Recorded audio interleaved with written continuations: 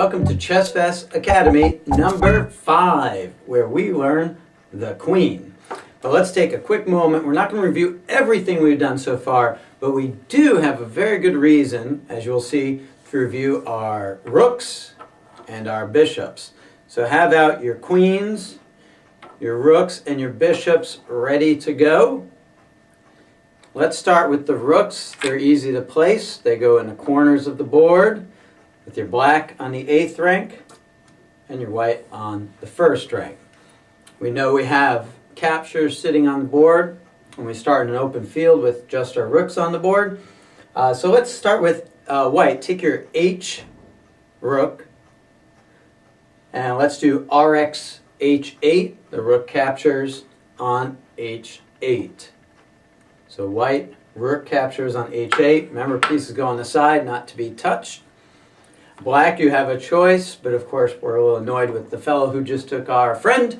So black, take your rook, you only have one now, and slide him across the 8th rank there to capture on H8. And again, notice that both those moves are written the same way because they're doing the same thing. RX H8, the rook is capturing on H8. And also take quick note that the rook is written with a capital R because it's a major piece, and the square H is written with a lowercase h, and you can remember that by looking at the letters and numbers on your board. Now from here, you can pause the video and just continue moving and try not to get a rook capture. So go ahead and do that, and we'll come back and review the bishops. Okay, let's set up those bishops now. We have our bishops. Do you remember where they go? On the C and F files. So your white bishops on C1 and F1. Black's bishops on C8 and F8. So make sure you have white on the 1st rank and black on the 8th rank. And I'm not going to tell you where to move on this one. I just want you to go through playing the bishops. They move diagonally. Keep in mind you have a light square and a dark square bishop, and they never cross over. The light square bishop will stay on one of those 32 light squares the whole game, and the same for the dark square bishop. So go ahead and pause the video and play through moving your bishops and try to avoid any captures at all. The thing to do is to look at what your opponent has just done and think before you move. If you think afterwards, it's too late. Go ahead and practice those bishops. And now, we're going to do the queen, and this is going to be so easy. The queen, its moves are quite easy to remember.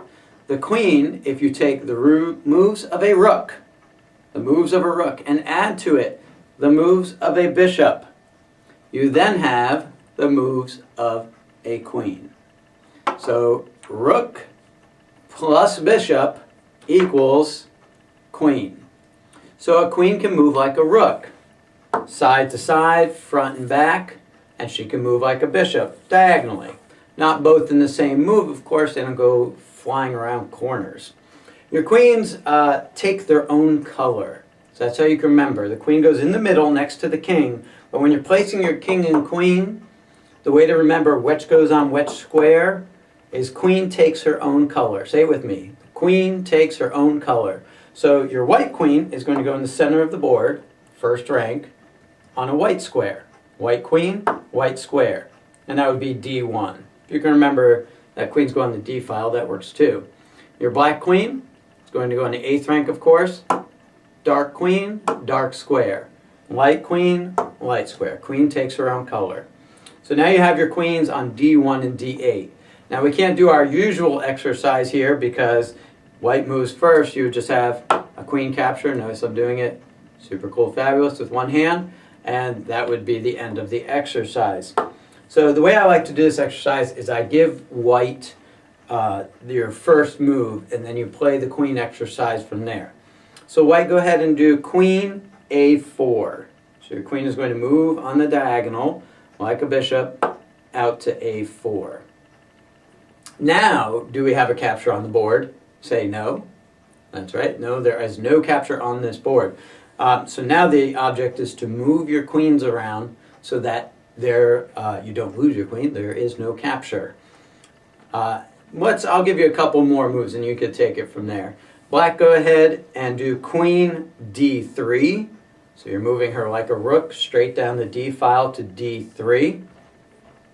Notice that the queens cannot capture each other here, so they can move diagonally in any of the 4 diagonal directions like a bishop. They can move front, back, side to side in any of the 4 directions like a rook. Let's do something interesting here. White, go ahead and move queen b4. White, queen b4. And you'll notice a couple interesting things here. This is the closest. There's no capture here, right? But this is the closest queens can get to one another in a sense without them threatening each other. Black is covering that D file. White is covering the B file. Black is covering the 3rd rank, and white is covering the 4th rank, and you can see their diagonals. The white queen is on a dark square, so she's covering those dark diagonals. The black queen is on a light square, so she's covering those light diagonals there.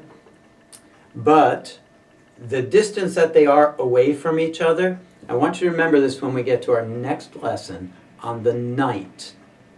Because the distance they are away from each other is how the knight moves. The queen can move, remember, like a rook or like a bishop, but she cannot move like a knight. And so when they're a knight's move away from each other, there is no threat. Just put that in the pocket, in your back pocket in your brain for next lesson. We'll come back to that. Well, from here, I want to see you keep moving your queens. The white queen just moved, so it's black's move right now. Black queen is going to move next. Move your queens so that there's no capture. If there is a capture, set them back up on D1 and D8. White's first move is queen A4, and then play from there so that you can practice moving your queens without a capture. The object of doing all these exercises, by the way, is so that you can look at the board and see those are all the squares that my queen can move to. I can see those 2 diagonals. I can see the rank and file she's covering. I can see everything in just a glance. And also, and possibly more importantly, you can see, my opponent's queen is covering that rank and file and those diagonals. To be able to see it, that is the key. So go ahead and move your queens and practice moving them. I told you this would be an easy one. We're done already. Just keep practicing, and we'll see you next time on ChessFest Academy when we cover the knight, and you're sure to be challenged there. All right, so black queen, go.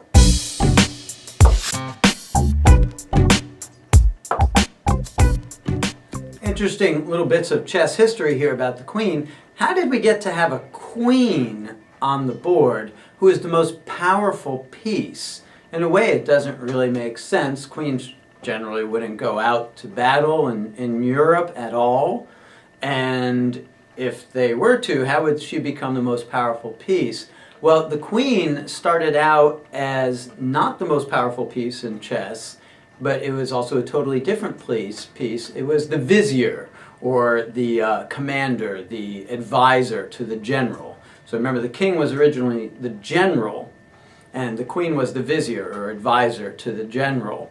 And so her job was to stay and protect mostly and defend there.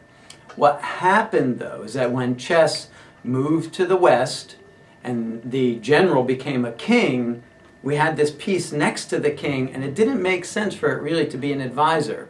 But the king does have a queen in his court, so as it became more of a court game from a war game, the queen went from being a vizier to being a queen. And the way that happened is actually kind of interesting. This is what chess historians think anyway, is that the Persian word for advisor is alfirs, and when that word alfirs came to the West, to Europe, it was heard as alvirs, which sounds like the Virgin. And so that made people think of the Virgin Mary, who has the title of Queen of Heaven. And so from the advisor became the Virgin, which became the Queen of Heaven, which became the queen in the court. If it really happened that way, I don't know. But it makes sense anyway. And then it was only over time that the queen's move developed and became as powerful as it is today.